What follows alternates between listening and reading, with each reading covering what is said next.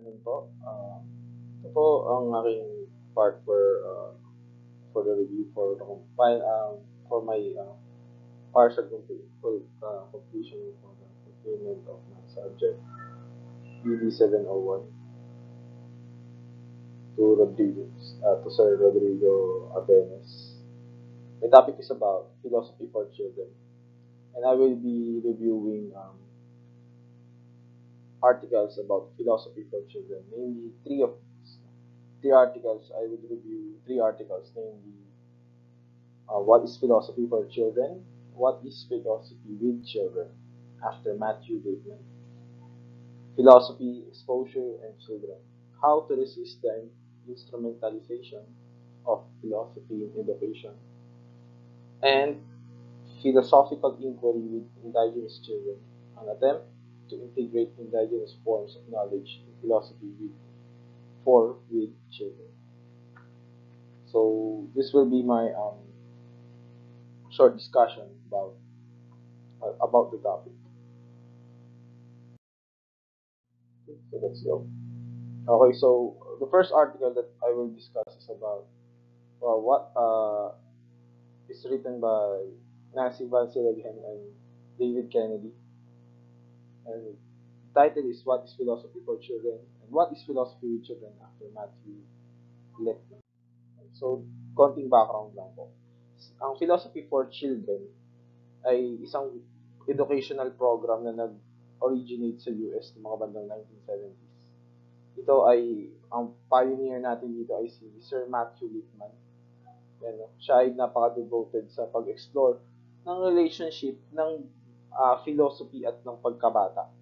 So, ang gusto niya kasi ay, ang goal niya, maipasok ang philosophy in public school as a full-fledged content area na tipong hindi lang siya parang subject pero parang magiging holistic approach sa isang bata, yung philosophy sa pagkatuto.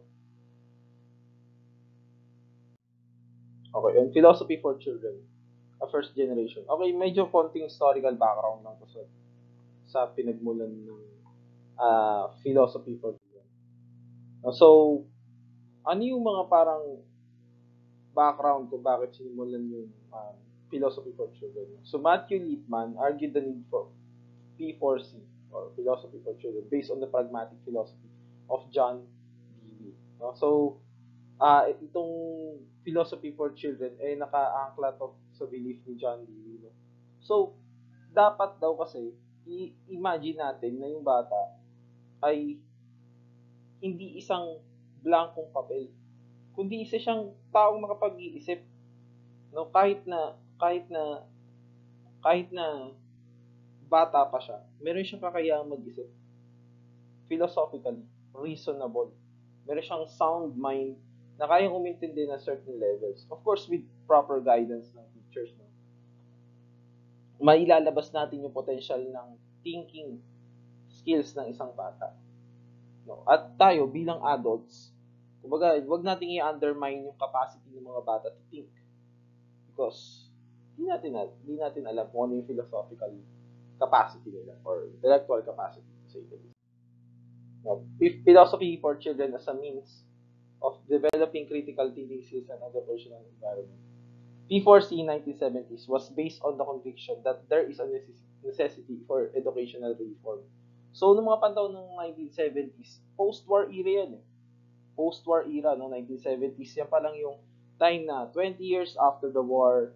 No? So, nung panahon ng war, nung war era at nung mga bandang 1800s pa, napaka-authoritarian ng way of educating people. No? Lalo na nung mga panahon nila Einstein, no? Or nung mga geniuses or mga bandang 1900s to 19, napaka-authoritarian ng mga schools noon. Uso pa yung mga all-male schools, all-girls schools, diba? Tapos may mga kanya-kanya silang discipline na pinapatupad. At least on the US format, no? So, kaya nga yung kung mapapansin nyo, no, yung mga geniuses ng mga nakadaang century, mga dropout sila ng school. Bakit? Kasi, hindi sila matanggap ng authoritarian system of way of education noon. But, dahil kasi naiiba sila. Pero naiiba sila in a way na magagaling sila. Kaya lang yung system of education noon hindi pa naka-design para sa mga estudyanteng katulad nila. And yet, tingnan nyo naman, di ba? We have geniuses na kahit hindi nakapagtapos ng pag-aaral, they excel to where they good at. No? Kung saan sila magaling. Lippmann's P4C was seen as a hope to construct a pedagogical tool that functions as a model for critical thinking by engaging children in critical dialogue and scenarios as stimulation, which study based on philosophical novel Aristotle Meyer discovered. Okay, na itong philosophy for children, nakita to as isang model for critical thinking sa pamamagitan ng i-expose mo rin yung bata sa discussion, no? Hindi na uso yung authoritarian tapos ang faucet of knowledge natin ay yung teacher alone. So dito, we unlock the potentials of children by letting them join in dialogues, no? Debates, kinakausap na natin sila, and we let them to be stimulated sa pamamagitan ng pagbibigay nila ng sarili nilang insight, no? P4C as a means of developing critical thinking skills in an educational environment. Meron din mga ibang approaches na nag emerge bukod dun kay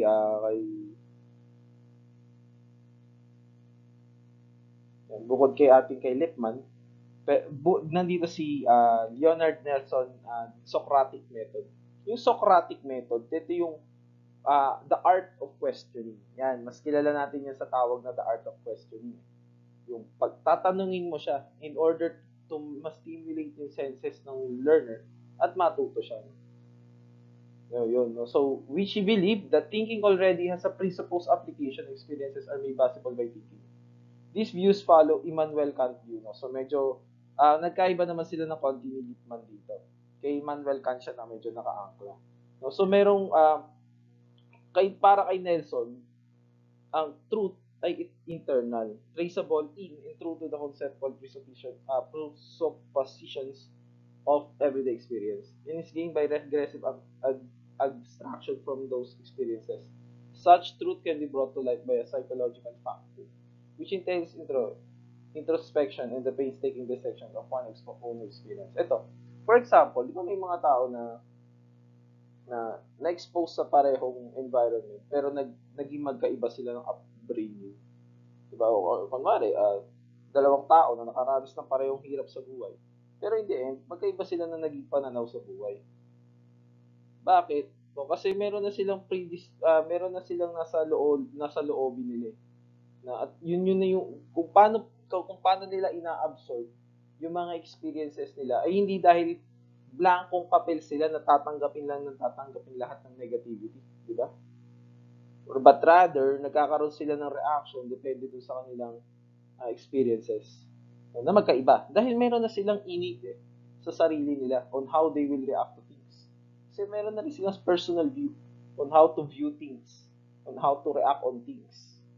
Yan. Yun yung paniniwala niya, no? Sa P4C, sa philosophy for children. Ganun dapat daw approach natin tinuturuan ng bata. However, Lippmann's interpretation of Socratic method is different from Nelson. Ito na nga, sinabi ko kanina, no? Medyo pragmatic kasi ang view ni Lippmann. No? Lippmann began with Dewey's idea that there's no distinction between the mind and the external world as a consequence between philosophical truth and scientific truth. Sabi ni Lippmann, ang critical thinking daw ay yung kakayahan mo na alamin yung mga katotohanan or issues, tapos gagawan mo yun ng hypothesis at paano yun masosolve. No? Ayun, sabi na rin mismo ng ating authors yun. Okay, no? So, yung philosophy should be something, sabi ni Lippmann, philosophy should be something as a tool. Pwede mong gamitin, no? To unlock things. Makapag-iisip ka ng maayos, tapos makakapagbuo ka ng hypothesis, hindi makakapaggawa ka ng decision mula doon. No? I mean, alam niyo naman yan, di ba? Sa panahon ngayon, di ba, yung ating K to 12, di ba? Medyo malaki ang angkla niya sa US eh. Pero ironically, hindi masyado na introduced ang P4C sa Pilipinas. But that's the idea of it, no? Yung learning by doing. Accordingly, the aim of P4C for Lippmann is not to turn children into philosophers or decision makers, but to help them become more thoughtful, more reflective, more considerate. So, ang philosophy pala, para kay Lippmann, hindi entirely na maging philosopher din siya, nakatulad na ng mga bata. But, to actually, binibigay yung philosophy para sa mga bata, para isipin nila yung gusto nating isipin nila as an adult. Parang yun yung pinaka-foundation for Lippmann. I do not say this is entirely right kasi as we discuss this topic, medyo malalaman natin may iba pang views. Pero for Lippmann, yun yung kanyang view, no? Na with philosophy, magkakaroon ng way of thinking yung bata na ganito dapat gumalaw, ganito pala dapat kilos, ganito dapat isip, ganyan, no? Ng isang individual, no? So, yung mga bata daw na may expose for C ay merong mas better sense, no? Kung kailan dapat umakto at hindi dapat umakto. So, parang with philosophy for children, matuturuan natin sila na maging better part ng society, no? Matuturuan natin sila na ganito dapat. Yan, ganyan. Okay, na philosophy for children as a means of closing the gap between the adult and the child. So, ito yung isa pang view, isang argument na nung panahon at the end of 1970s, in which time, this time suggests that child and adults can have meaningful dialogues. Naalala niyo nung bata kayo, di ba? Kinder ka, napaka-imaginative ng thinking mo. Ayun, siguro sa mga parents, makikita mo rin na yung mga anak mo, napaka-imaginative nila, no? Yung mga bagay na strange, yun pa yung mga tinatanong nila. And yet, ikaw, kung magulang ka, kung bibigyan mo ng panahon para makinig sa kanila, marami kang maririnig ng mga bagay sa kanila na yet, masarap pag-usapan yan, di ba? Of course, in a context na alam mo, maintindihan ng bata na kausap mo. The children can help us adults investigate and reflect on interesting and important questions. And the children's contribution may be quite as valuable as any adults we have to offer. Of course, no philosophical knowledge is different from intellectual development, no? So ang bata may natural way of curiosity na siya. So, pwede nating masabi na meron siyang philosophical view about how the world works or kung ano siya. Meron na siyang ganung view sa sarili niya. Meron na siyang kahit paano may idea na ganun.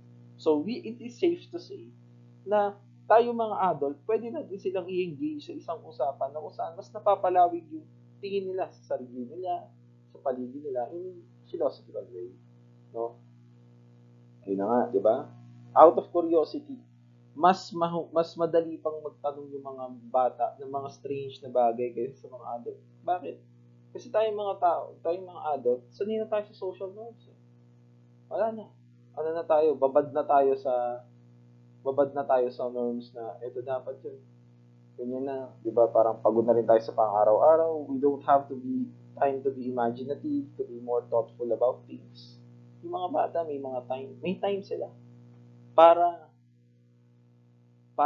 isipin lahat ng mga bagay na pwede mo maisip under the sun. Hindi mo magagawa kung gawin isang diseñador, di ba? Okay. So, philosophy for children as a means of closing the gap between the adult and the child. Isa pang point mula rito ay yung kay Piaget theory of stage development. Ito medyo na-criticize to ng matindi ng panahon ng philosophy for children. Bakit? Yung maturity naman kasi ay hindi naka-incline sa philosophical intelligence ng isang tao. Diba? Maaaring napaka-mature niya mag-isip. Pero on the way on how to view things philosophically, napaka-basic. May mga taong ganun. Na medyo hindi nila naiisip yung mga ibang bagay na ito yun, ito yan, ganyan. So kasi, wala silang time para doon. Of course, mature sila gumalaw, ganyan. So, yung stage of development, hindi siya naka-angkla doon. No? So, hindi naman magic na, ito ka, a toddler for this year, ay kaya na umintindi na kagad na gano'n. Di ba? Ito, pagpalagay na lang natin, yung mga batang may mga matataas na IQ, tsaka EQ. Di ba? So, hindi uniform yung stage of development para sa lahat. So, maaaring may mga batang sobrang taas na ng EQ na naiintindihan na nila yung mga bagay na normal adults would. Or maybe, baka nahihirapan pang isipin yung mga adults yun. Pero yung mga bata, kadalasan natataas ng EQ nila no, isa sa mga adults. Mataas yung tolerance nila to pain. Kasi parang sila pwedeng maglaro lang, nakakalimutan na nila yung problema. Tayong mga adults, wala na tayong outlet, di ba? So, mas marami silang time para mag-isip, yung mga bata. So, it is safe to say na yung Piaget's theory of stage development medyo hindi nakaangkla dito sa ating P4C. Tsaka medyo, another way na nakita ko to, kung ang stage of development ay masyadong sinusundan ng ating educational policies, eh masyado naman tayo magiging kapit rigid, no? Magiging rigid tayo at magiging standardized masyado. No? So, masyadong tataas ng expectation na pag grade 1 na, ito dapat yung nagagawa, ito dapat yung standard na meron siya, ganyan-ganyan. So, we do not allocate for the other skills na maaaring meron yung bata. Kasama na nga dyan yung philosophical intelligence. Diba? No, logical thinking skills are not emphasized in this approach, or even the discovery of inconsistencies or contradictions in ideas, but rather philosophy as a form of design. Yung mga bata na sobrang curious, no? Talagang gusto nilang matuto, ganyan. No? The opportunity for children to explore and articulate what they have not said or even thought before. Yan yung regalong pwedeng ibigay sa atin ng P4C. No? Mabibigyan natin ng mga bata ng pagkakataon na isipin yung mga bagay na hindi niya pa naiisip. Kasakit. No, na parang about existentialism, no, kahit yung pinaka-basic part lang, no, yung pinaka-basic part lang na tayo nilikha, ganyan, or ganun. Di ba? Yung mga bagay na pwede mo silang i-introduce sa ganung, i-expose ng context, sa ganung topic, then hayaan mo silang magkaroon ng sariling interpretation mula doon, rather than saying it. Di ba? Piaget's theory of stage of, umilit yung slide. Okay, so P4C as a strategy to reconstruct mechanisms of power and to communicate and reflect upon personal meanings. No, so, si Engelhardt noong 1997, isa rin sa mga binigyang point ng ating dalawang authors dito, si Ken at si Nancy, ay yung sinabi ni Engelhardt na ang P4C ay isang attempt to strive for a more human world. That is the world that is free from any preordained orientation to what constitutes human thinking and action. Kung may philosophy for children ang ating educational, ang ating education, kung mapagbibigyan natin ng pagtotoo niyan, no, makakaiwas tayo sa isang package system ng education na kumbaga pagka-standardized kasi masyado, rigid. No? We are not free, no? Kung anong pwedeng isipin. No? Doon na nawawala yung creativity and yung exploration, no, to new knowledge. Kasi masyado nang rigid yung sistema, di ba? With P4C, we can be more human. We can have a more human approach in education. Sabi naman ni Eckhard Martens noong 1999, ang mga bata daw dapat matuto sa iba't ibang orientation hanggat maaari. Kasi doon nila marirealize kung ano yung gusto nila mangyari sa buhay nila. No? Dapat din nating isipin na yung orientation, walang one size fit all na pagtuturo. Ito yung sa philosophy, parang walang philosophy na laging tama para sa lahat. Yun yung point doon. No? Maaring merong ibang views pwedeng pagkuhaan ng motivation yung bata para matuto. Diba? So, kaya dito, dapat daw, pinapractice yung philosophical inquiry. So, para maiwasan yung pag-iisip para maligpasan yung totality, dualism, and exclusionary categories. And other exclusionary categories. Kasi, di ba, kung sa iisang paraan lang ino-orient yung mga tao kung paano matuto. Napaka-rigid ng sistema at maraming form of knowledge ang baka hindi na ma-discover or hindi na ma-appreciate dahil isang form lang ang way ng pagkatuto. May i-discuss ako dyan mamaya about the levels mo. A second generation of philosophy for children. A method becomes a movement. No? So more yung first generation natin, kila Lippmann, yan, ganyan. Ano lang sila, more on method. Kung ano dapat ang P4C. Pagpapakahulugan lang muna sa P4C. No? But the second generations prove that P4C can be applicable on education and it can move. At kaya nitong gumawa ng pagbabago, educational reform sa ating educational system. Lalong-lalo na sa Western education, napakalaki ng impluwensya ng philosophy for children sa Western education.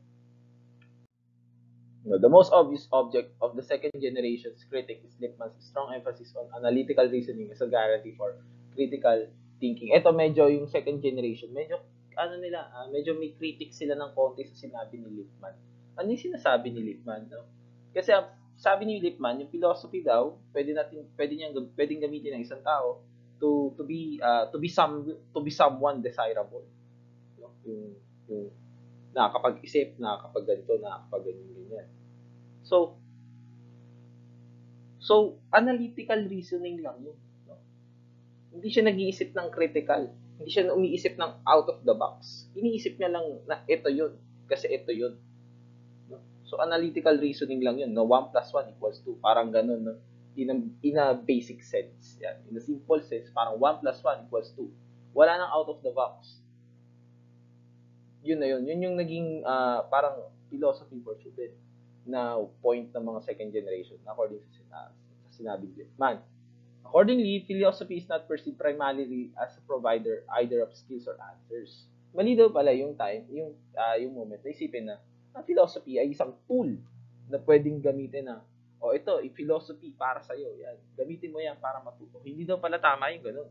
Whether in the realm of fact or value, but as a site in which students can determine what the important questions for our time are. Kasi nung panahon ni Lippmann, syempre medyo kapit pa yung medyo traditional way of teaching, medyo malaki pa yung influensya nun. So, medyo nandun pa yung kapit na ito yung philosophy, ito yung dapat matutunan, ito yung ganyan. Pero, but rather, gamitin mong tool ang philosophy. Bakit hindi yung mga bata mismo ang ilapit mo sa philosophy? Kasi innate naman sa kanila yun eh. Hindi naman sila wala nun eh. Meron din sila. No? So, kailangan lang natin buksan yung kanilang philosophical thinking at anong dapat natin gawin? No? Sila mismo yung magtanong, no? Makadiscover ng mga importanteng tanong sa sarili nilang panahon. No? Kasi generations yan eh. So, iba na yung application ng philosophy sa panahon nila dahil mas bata sila. Tayo mga teachers, di ba?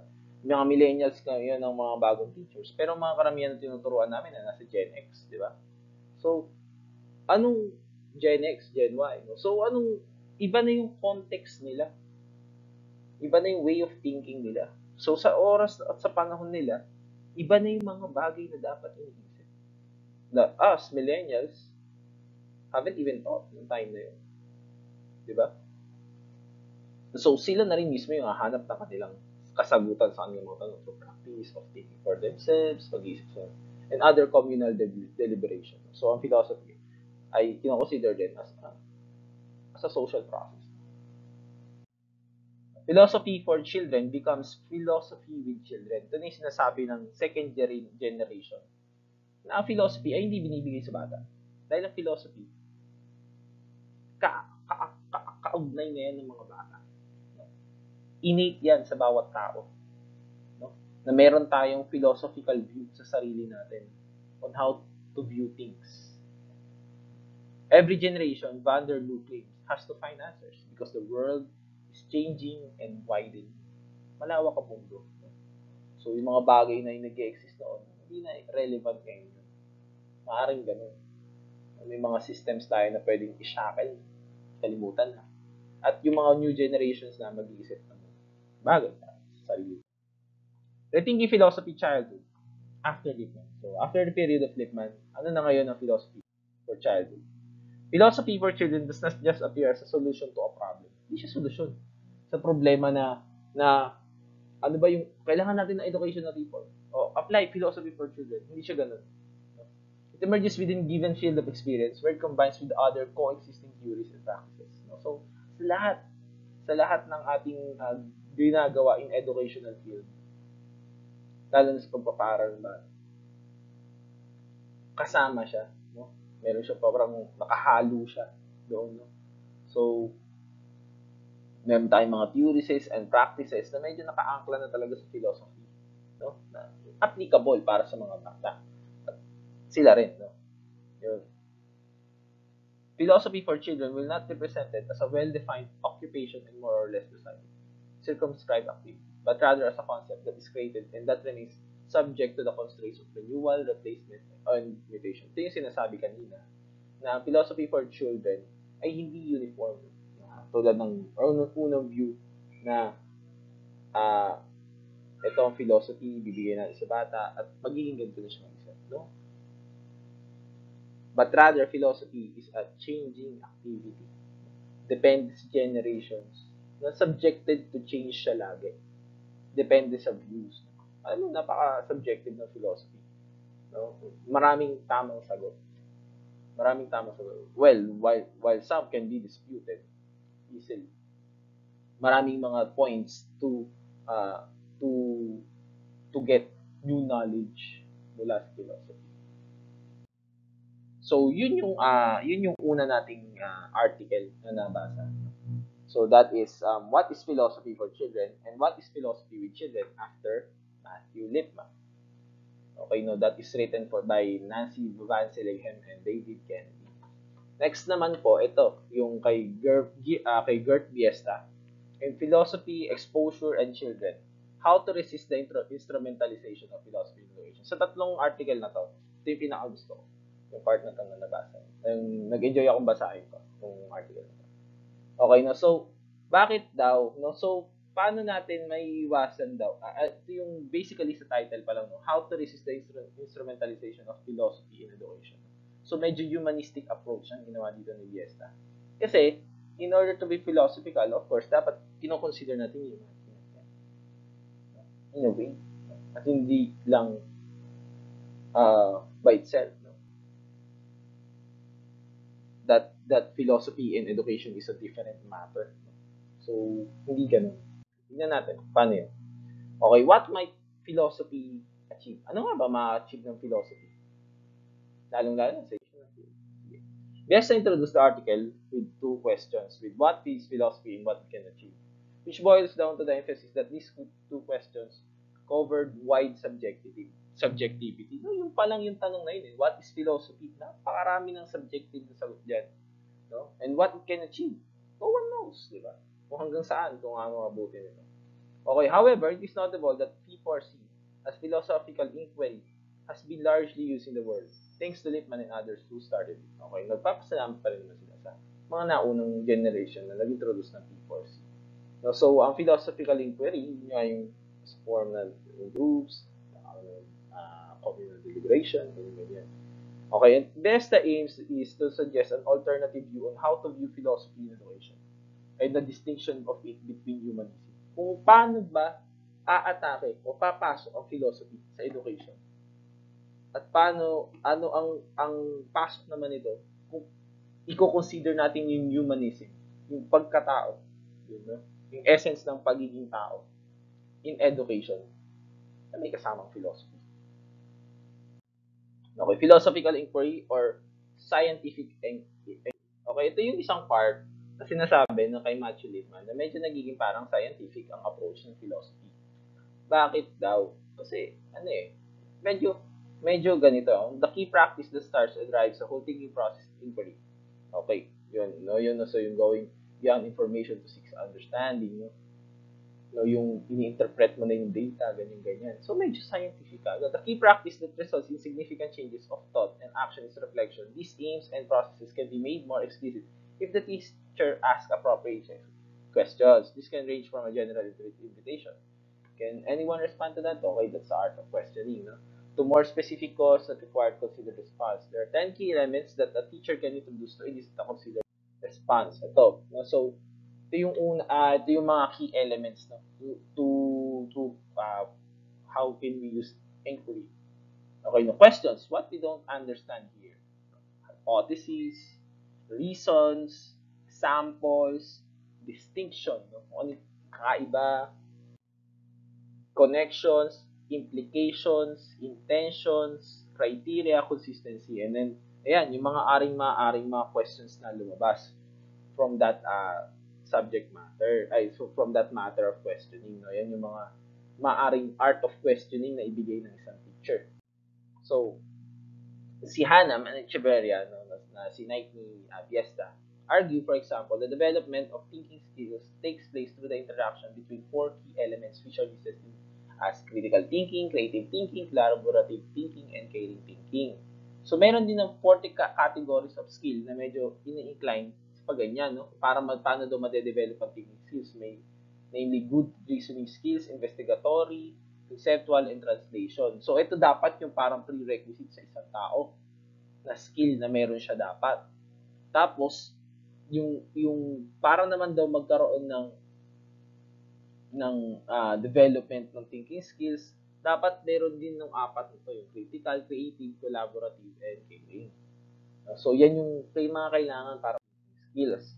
So, yung community of physical inquiry is more like a community of scientific inquiry. Yun yung sinasabi na parang nagiging scientific inquiry, which proceeds towards the truth, the employment of reasoning, investigation, and conceptual development, while the skills listed under the category of translation are not far away from the 4 norms of scientific practice of communalism, universalism, disinterestedness, and organized skepticism.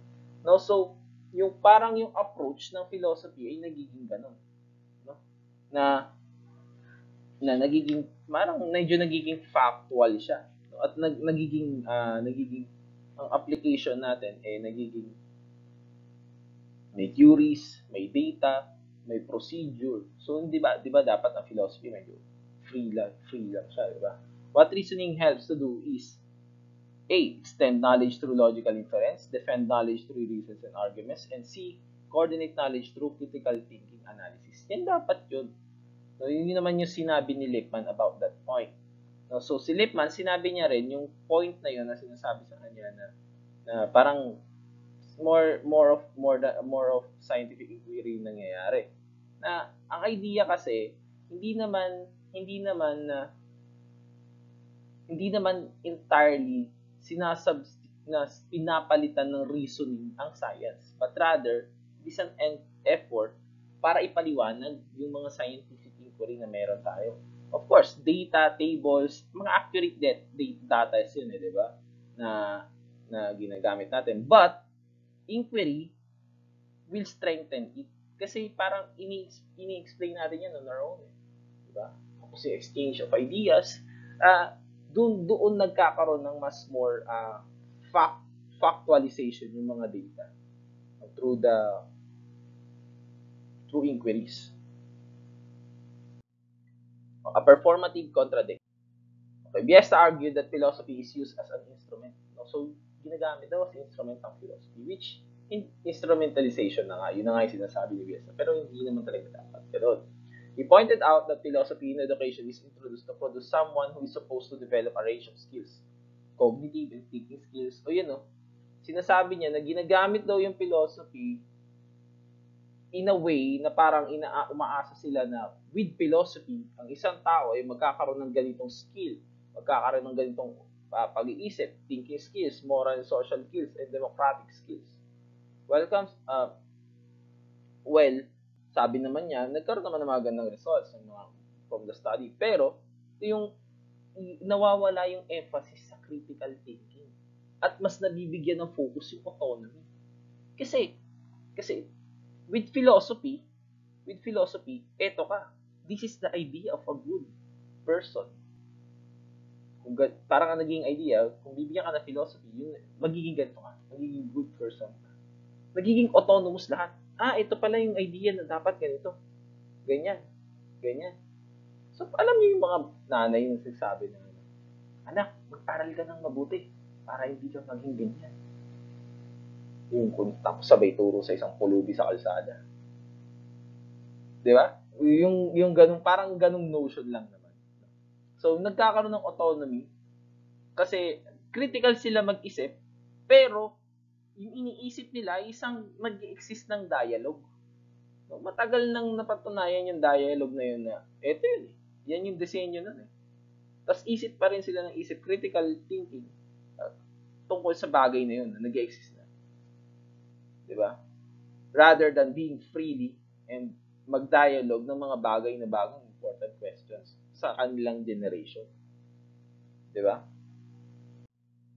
Imbis na makagawa sila ng panibagong diskurso, nagiging rigid lang, no? Kumakapit lang sa isang point of view.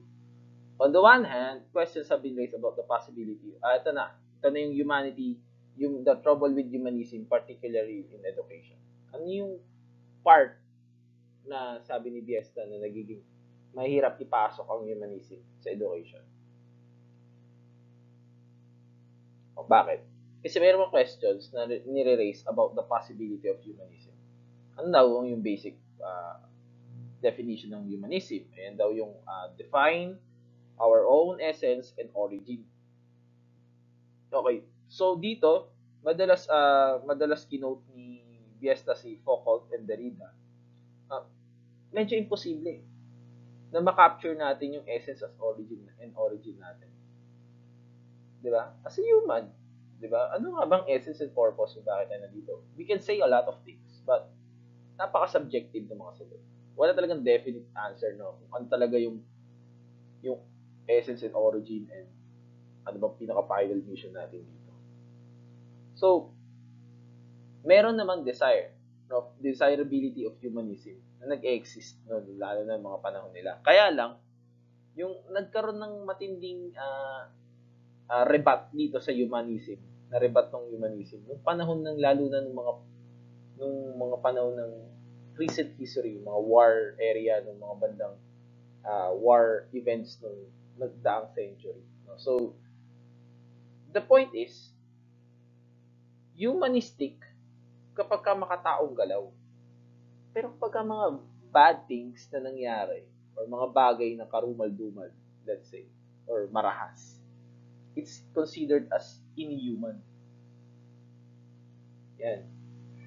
So, sinasabi kasi na kapag ka humanism, it's all about the good things. Yung ano yung essence natin, origin natin, ganyan-ganyan. Tapos kapag ka mga masamang bagay, inhuman, hindi makatao kagad. But, being evil is part of being human.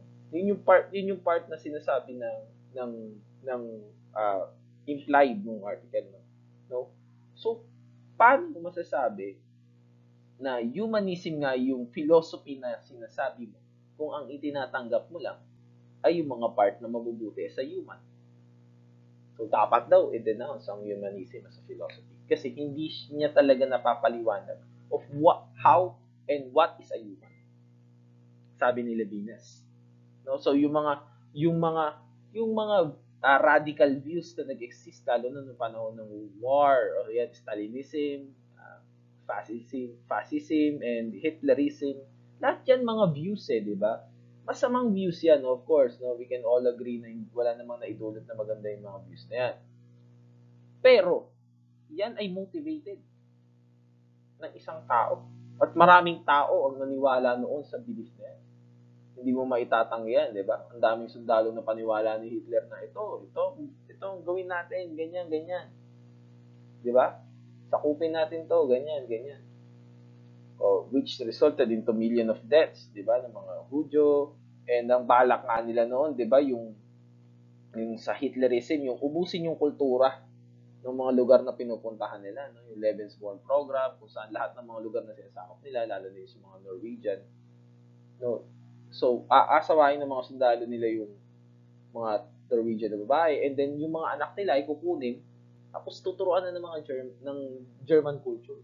In that way, meron mang naging marahas na movement ng simula through war, pagdaan ng mga dekada, unti-unti mamamatay. Bakit? Kasi yung culture na ini-introduce, natatalo na yung number of population na nagpa-practice ng culture hanggang sa tuluyan na wala.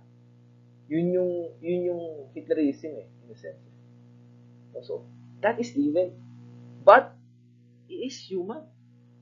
It is part of being a human. Isa sa mga naging greatest rebuts sa humanism is that hindi nito kayang ipaliwanag yung eksaktong instances where you can be human. At wala ring bagay na may eksaktong example kung anong mga bagay ang tatapat sa mga ganong klaseng evil deeds na ginawa ng isang tao. Diba? Ano pang tapat mo doon? And then another thing about humanism is that meron siyang sineset na norm na ito ang standard na maging human, pero hindi naman ito makapagbigay ng eksaktong instances kung paano nga ba nagiging nasasabing humanistic ang isang situation na ginawa ng, or action na ginawa ng isang tao. See? You can say na, basta good, basta better, ganun. That's humanistic approach. Oh. But where we draw the line of being a human, may standard pero di ba? So ito, example, yung mga taong medyo may problema sa utak or mentally ill, of course hindi sila makapag-function well as a human. Are they lesser human than you? Of course not, di ba? So yun yung naging malaking rebat sa humanism rather. Di ba? So medyo mahirap talaga no na isipin yung humanism with education.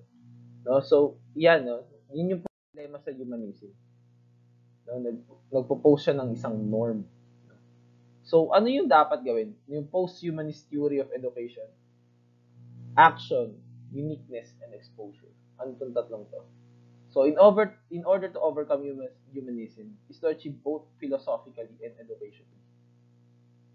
No? Dapat maging ang approach natin ay philosophical and educational.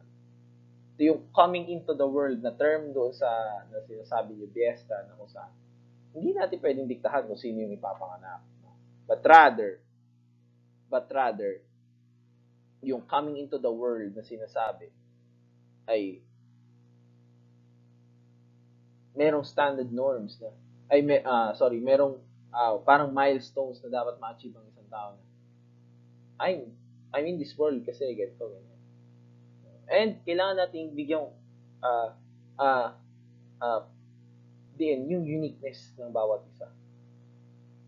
The agent is not an author or a producer, but a subject in the twofold sense of the word, namely one who began an action and the one who suffers for and is subjected to its consequences. So, to be isolated is to be deprived of the ability to act. Ito yung sinasabi na tayong mga tao, yung uniqueness natin, nandyan na yun eh. Innate na yan sa atin. Kaya lang, we are agent na nahihirapan na i-express ang sarili natin because we suffer consequences once we take initiatives doon sa mga bagay na makakapag-express ng uniqueness natin.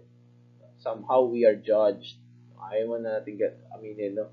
Dahan natin ang sunod sa standards kasi ito yun. No? Yung plurality, yun yung tinatawag na plurality. And as soon as we erase plurality, as soon as we erase the otherness of others by attempting to control how they respond to our initiatives, we deprive others of their actions and their freedom. Kung medyo nag-uusgahan natin yung iba sa pagiging iba nila, no? Pamamagitan ng pag-control kung paano sila ma-actions, no?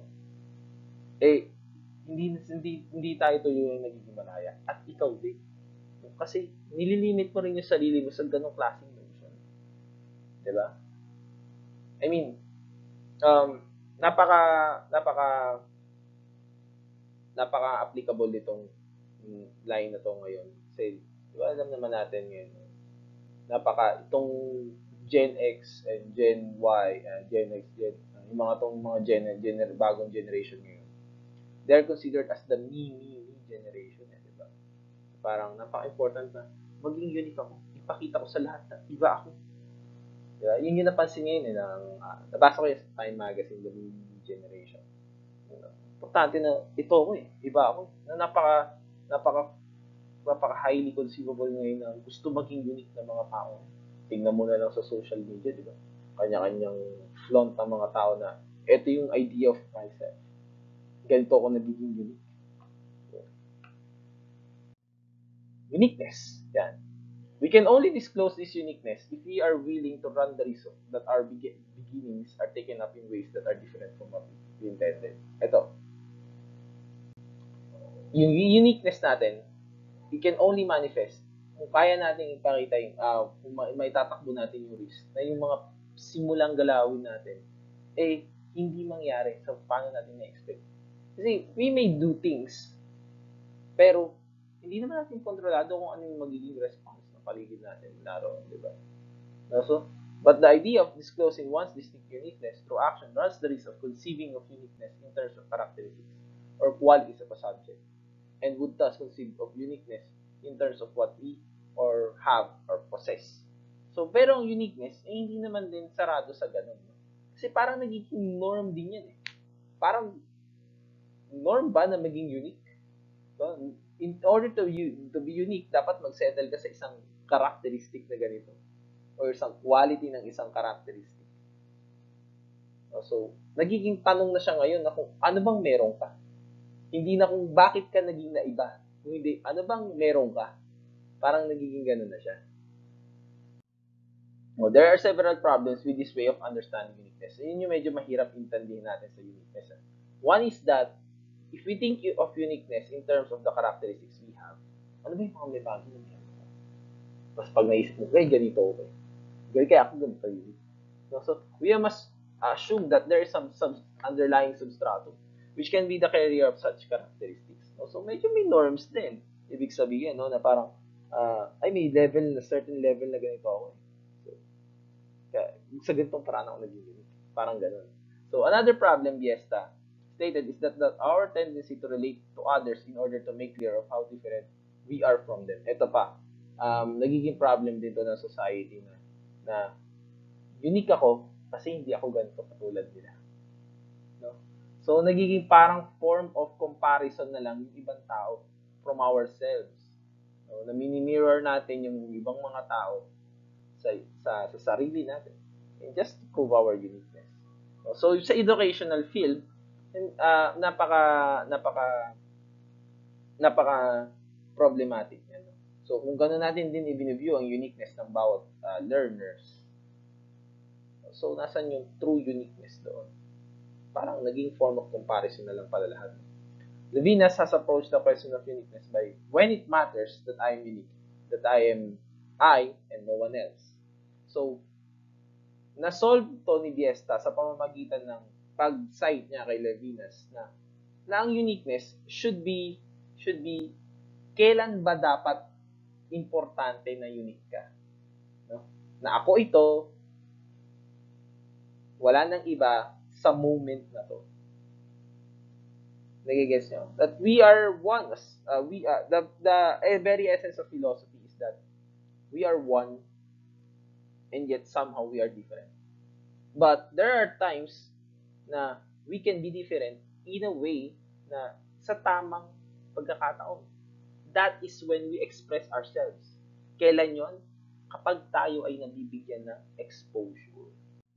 Yan. For Levinas, responsibility comes before subjectivity, which is why he has argued that responsibility is the essential, primary, and fundamental structure of subjectivity. So, in order to be subjective, kailangan mauna muna yung responsibility. Actions and uniqueness are phenomena that are structurally beyond our control. No, hindi natin hawak yun, no? No, hindi natin pwedeng ipilit yung uniqueness natin dahil gusto natin maging unique. At ito yung characteristic na i-give natin sa sarili natin para maging unique.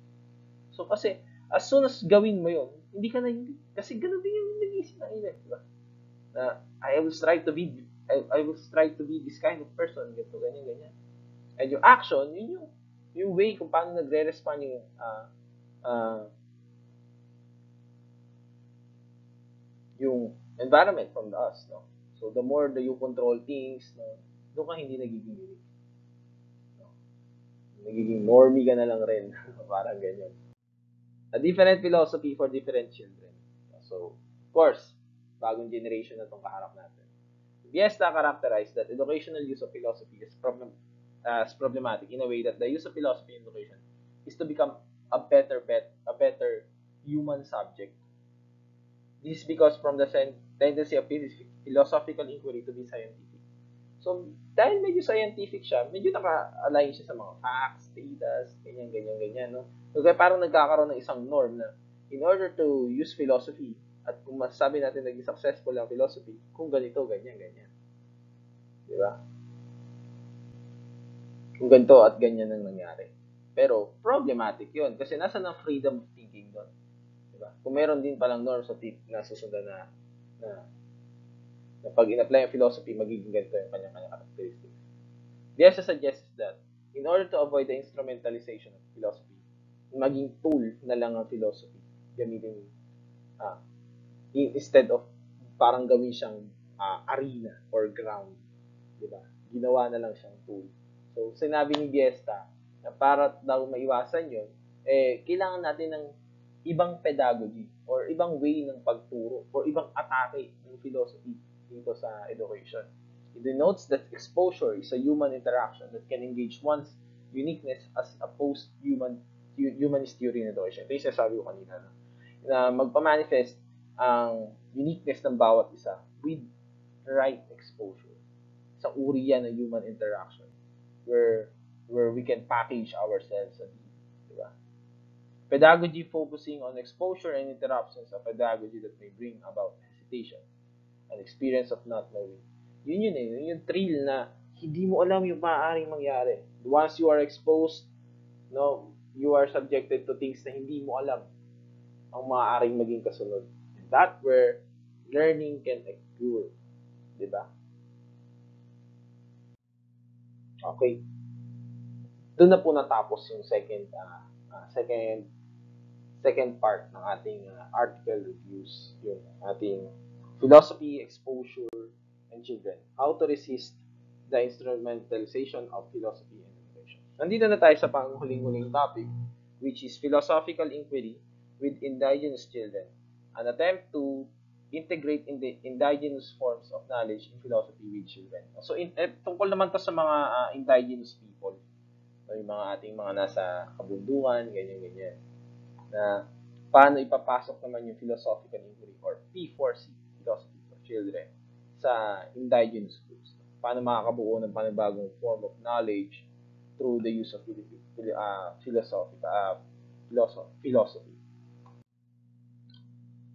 Galing to kay Peter Paul Elikor. Yan, sulat niya. Okay, no? So, Elikor, from the start of the article, ni-state niya na konti lang ang attention na nabibigay sa indigenous people para sa philosophy for children. Puro nasa context tayo na nandito sa modern society yung philosophy. So, medyo konti yung application sa mga indigenous groups. So, si Elikor, in-aims niya na mag-integrate ng isang epistemological pattern na nasa isang package na maiintindihan ng mga indigenous people, knowledge na isang form of knowledge na maiintindihan ng mga indigenous people na nakaangkla sa philosophy for children. Okay, no? So, may pasok na, paano daw maipapasok yun? Kung bakit daw importante na ipasok ang philosophy for children? Paano i-integrate? Bakit?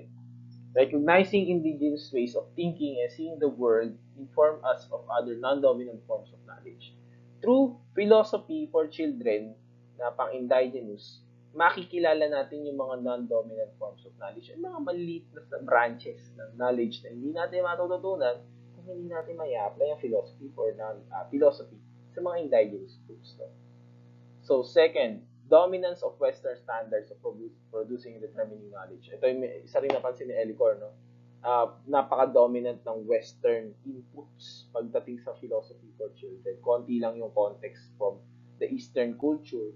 And yet, kailangan natin ito mabalance. No? Na merong views on the Western side and meron tayong views from the Eastern side na kung saan maraming mga subcultures na nandoon. No? Mga maliliit na indigenous groups. Okay, no? So, third indigenous groups, forms of knowledge reinforce a culturally responsive philosophy for children with practice that responds to the challenges in multicultural and technically diverse ethnically diverse classrooms. So much challenge yung philosophy for children. No? Mari-reinforce natin siya. Pwede natin ma-reinvent siya dahil sa pagpasok ng mga bagong indigenous forms of knowledge sa pamamagitan ng pag-expose na ito sa multicultural and ethnically diverse classroom. Halo-halo, di ba? Paano natin ipapasok yung philosophy kung galing sa iba't ibang background, no? Yung mga tao. No? Okay, next. The importance of context in P4WC practice. As P4WC expands to non-Western societies, one immediate challenge is how to contextualize both its theory and practice in order to make it relevant. No? Paano natin i-contextualize, ipapackage in a deal na maintindihan ng locals para maging relevant. Kasi kung isang bagay na ipapasok mo, hindi naman relevant doon o hindi naman nakapackage in a way na maiintindihan ng mga taga roon, ng mga locals, wala lang rin yun. Walang papansin nun. So, bagamat ganun, nakakitaan naman ng philosophy for children ng nagwo-work naman siya sa mga cultural context pamamagitan ng babaguhin mo lang yung mga materials na maaaring involved sa pag-practice noon. No? Okay, philosophy for children. Ito mga example lang to ni Elicor ng mga ilang studies din na gumawa ng philosophy for children, nag-practice or nag-manifest ng philosophy for children sa mga indigenous groups sa ibang bansa. So, children in Hawaii, meron silang innovation na tinatawag na galing sa standard Lippmann sharp approach. No, yung evolving response to the tension that arose while doing P4WC in a multicultural community context. Sabi ni Jessica Shinze Wang, yung merong Chinese cultural sensibilities and philosophical outlooks thus holds more promise for grounding P4C in Taiwan's cultural. So, ano daw yun? Dapat mayroong sensible siya sa culture. No? Medyo naka-angkla sa inyong culture. Hindi siya layo in a way of thinking. Kasi kapag philosophy na Western ang context, hindi siya masyadong mapapansin. Dapat ito ay kapit sa culture ng mga taong nakikinig. No? At kung ano man yung unique nilang tradition. Of course, magkaiba may mga ibang malayo ang context ng Western to Eastern culture. Mga bagay na tama sa Eastern, na mali sa Western, and vice versa. So, no, kay Army Reed Sandoval naman, meron naman siyang place-based P4C. Crucial in the teacher's role is the capacity to be discerning of the ways whereby the broader cultural dimensions influence the learning experience in the community of inquiry. Ito na as tingin ko napaka-applicable nito sa Pilipinas eh. Kasi yung social, political and philosophical context, yun naman yung medyo napagtuunan diyan eh. Yung mga bata daw mas nag-a-assert ng mas maraming philosophical views. Yung mga marginalized sector kapag nakaranas sila ng discrimination. Diba? At nagde-demand sila na ma-acknowledge sila at ma-respect. Mas game sila sa philosophical dialogue kapag meron sila mga experiences na na-marginalize sila at na-discriminate sila. Lalo siguro napaka-applicable niya sa mga Muslim natin na kapatid sa Mindanao na medyo nakakaranas ng gera doon, di ba? So, syempre, nagkakaroon sila ng view on how things should be, di ba? Kaya lang, however, despite these studies, nananatili pa rin na Western philosophy ang dominant pagdating sa P4C. No? At lahat halos assumptions. No? Okay, no, four traps. Sabi ni Elicor, meron tayong apat na traps na dapat tayo ay maging aware sa pag-aaral ng P4C. No? Pag-apply ng P4C in indigenous forms. No? Una, dapat aware ka inclination to treat huwag mo silang ituturing as homogeneous subject. Kasi pag sinasabing indigenous people, we treat them as one. Basta lahat ng katutubo, lahat ng mga nakatira sa ganun. No, they are separate subculture themselves. No? So hindi mo dapat ilagay yung context na mga indigenous people, ganito lahat ang ginagawa ng indigenous people eh. Hindi gano'n, no? They are hetero, no? Maliliit na subculture sila. Na may mga sarili ring forms of knowledge. Pangalawa, yung attempts na i-relate yung indigenous knowledge sa isang bagay na hindi naman pang indigenous. Or inire-relate mo yung isang bagay na hindi naman nag-exist sa kanilang background. So, maaaring ma-decontextualize yung mga bagay. So, syempre, sa pag-create ng form of knowledge sa P4C, sa mga indigenous, dapat yung bagay lamang na nakikita nila, no? Or nandoon sa kanilang context. No? Syempre, hindi yun Third, yung pangalawa naman, pagka pinag-uusapan yung mga indigenous cultures, meron tayong tendency na naro-romanticize natin yung kanilang existence eh. Na parang, taga-bundok o ganun. Na parang masyado nating niro-romanticize na indigenous people, ito sila, ganito sila. Medyo nagiging parang over-dramatic yung representation sa kanila. Rather than accepting them that they are part of the whole. Diba? Lastly, the tendency to use indigenous forms of knowledge merely as complementary or as add-ons. O ito na nga yung parang extra lang yan, ganyan. Diba? Parang makadagdag lang sa kulay ng ating academics. Diba? Ganyan na isama natin to. Parang sa mga, diba, yung mga nauso ngayon sa mga LGBT, diba, yung dapat may ganito rin. Kung may CR pang babae, pang lalaki, dapat ganito rin. Diba? Parang iiwasan natin silang ituring as add-ons lang. O sige, bigyan natin.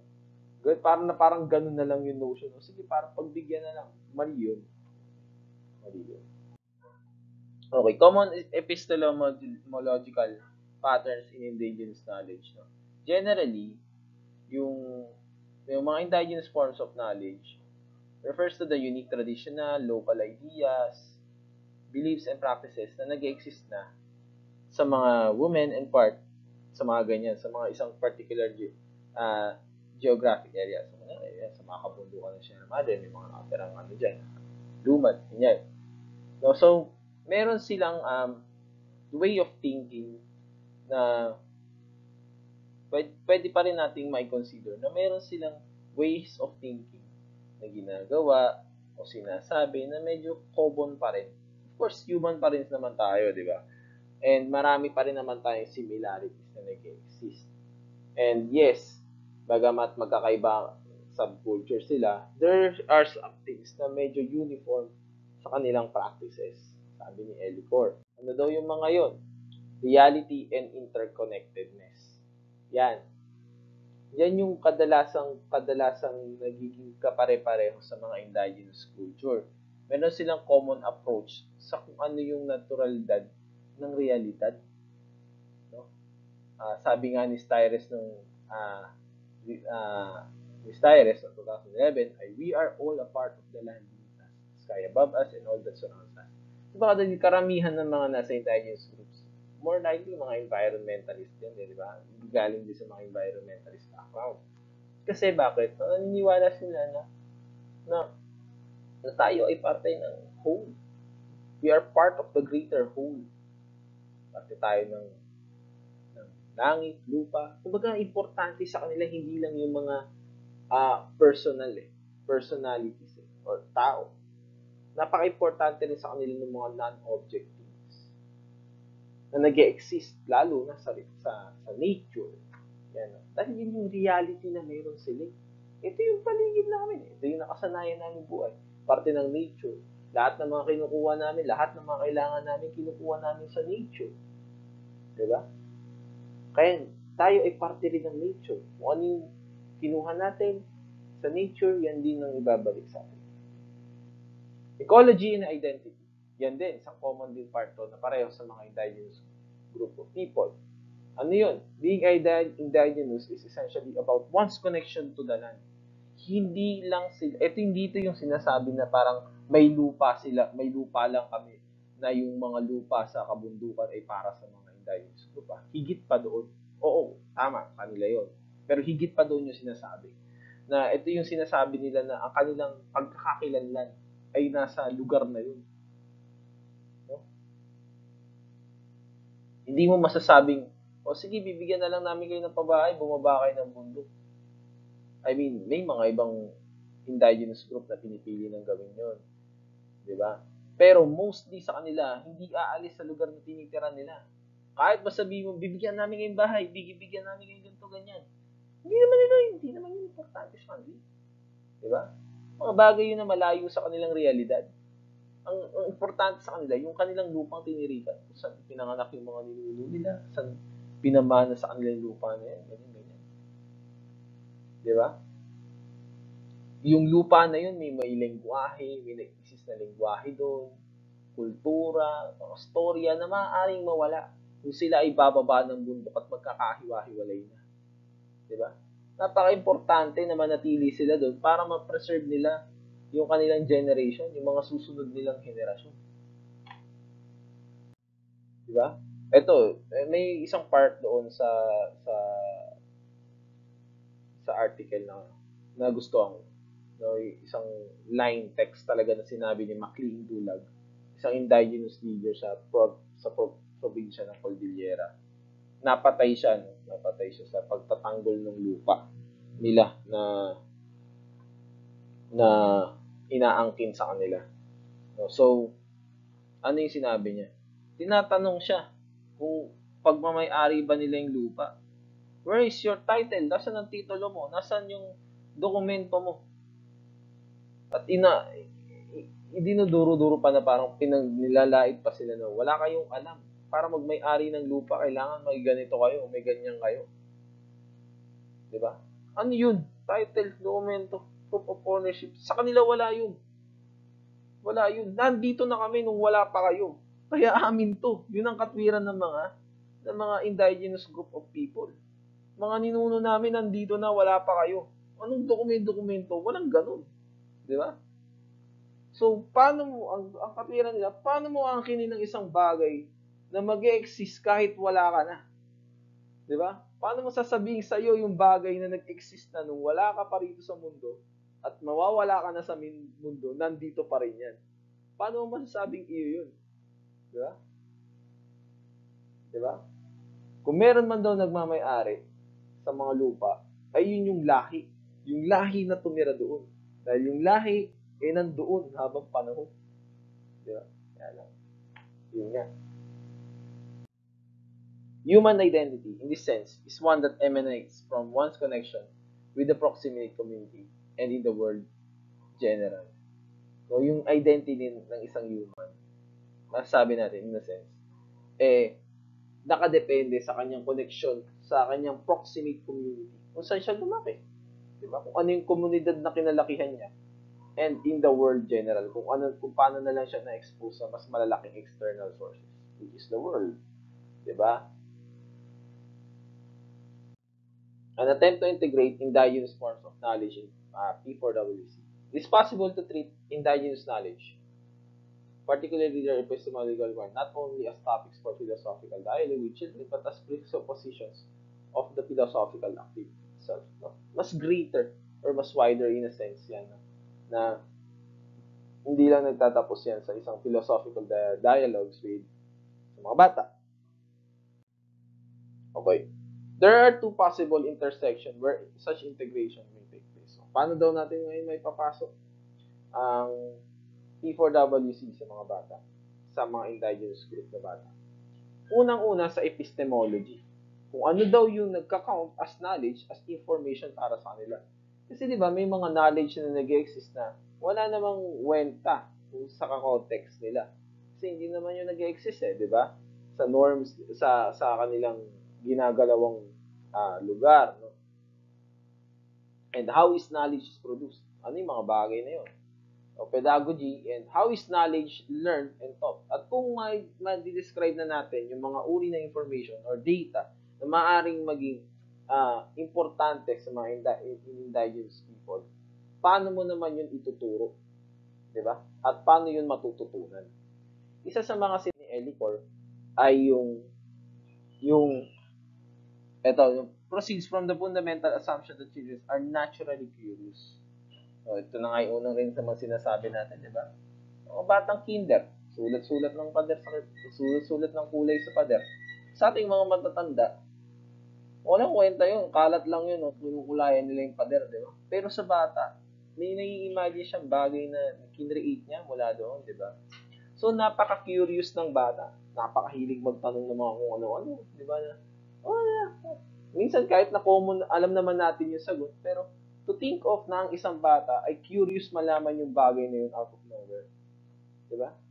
That feeds from imaginative state. From their imaginative state. No? So, yun yung, yung maaaring maging roots ng knowledge sa P4WC. So, paano natin magagawa yun? No? Community of inquiry pa rin. Tulad ng kay Lippmann pa rin yan. No? So,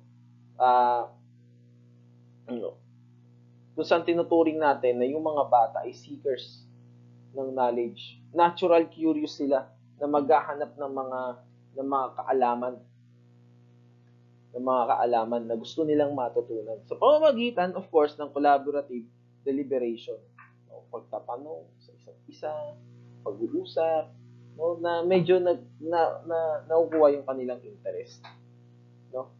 At ito pa rin yung sinabi ni Lippmann na hindi na ang reasoning o yung pagbibigay katwiran sa mga data na nire-represent o yung mga knowledge na nakikita nila ay hindi layunin na palitan yung science, but rather patatagin pa yung scientific inquiry na meron.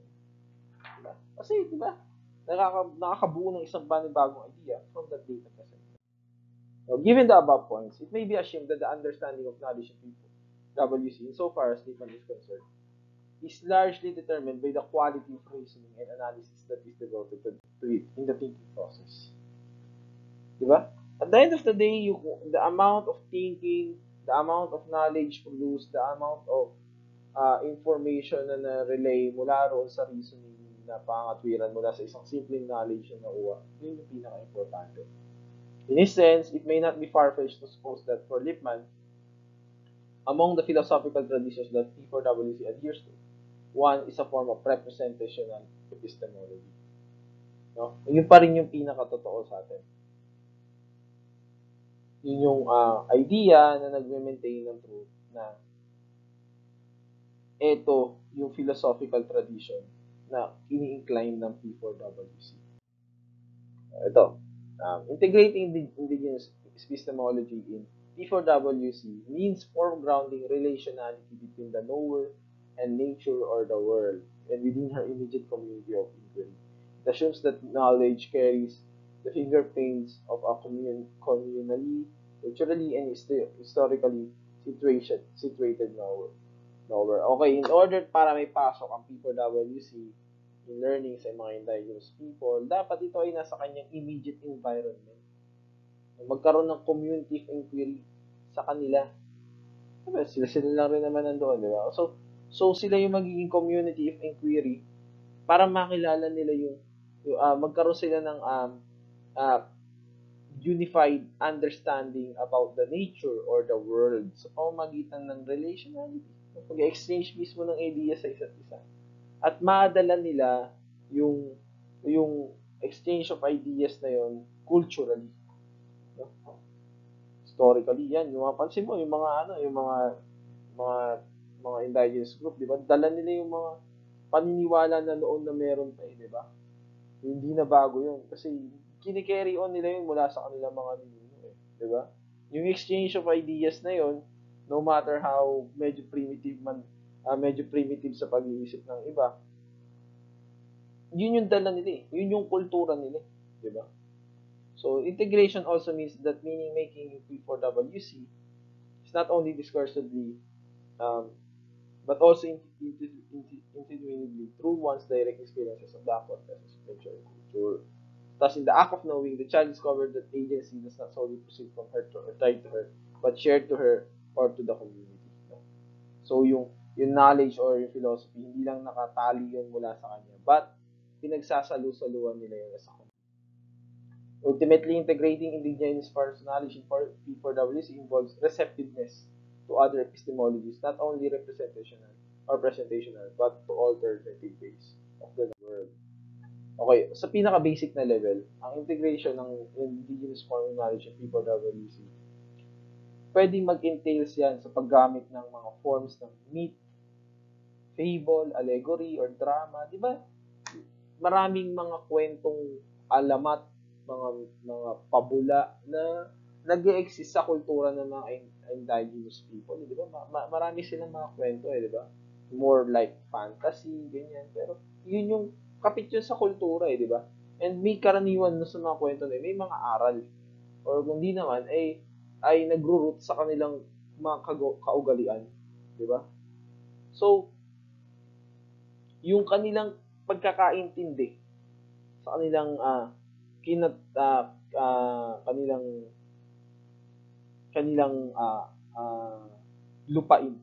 kalupaan na tinitirikan nila at tinitirahan nila. Hindi lang yun doon sa lupa mismo na tinitirahan nila. Kung hindi, naka-angkla na rin doon yung mga ideolohiya na nag-exist. Di ba? Noon pa, na minana pa nila sa kanilang mga ninuno. Para sa kanila, ang pagkukwento ay isang napakahalagang tool para maturuan yung susunod na generation. Diba? So, doon pwedeng maaring ipasok ang P4WC sa pamamagitan ng storytelling. Yun ang maaring maging pedagogy niya. So, offering text of story, maaring isang elder ng kanilang community ang mag-retell ng isang story or isang teacher na context na nandun na naka-context sa kanilang mismong culture. No? Tapos, maaaring tanongin yung bata, i-relate yun sa sarili niya yung istorya, seeking common themes, sa pinag-uusapang dialogue after the story. Tapos, paano napapatibay yung community through those stories, no? Nadala-dala pa nila from their old cultures. And expanding the story and journey mula doon. Diba? Elicor, tinapos ni Elicor yung article sa pamamagitan na sinabi niya rin naman na na-touch niya lang yung surface ng dialogue ng Eastern and Western philosophies may overlap. No? Kasi masyadong marami yun, di ba? So, presentation epistemology, as Elicor mentioned, proposes a different way of thinking and seeing the world, lalong-lalo na sa pag-aaral ng philosophy for children for indigenous people. Doon po nagtatapos ang aking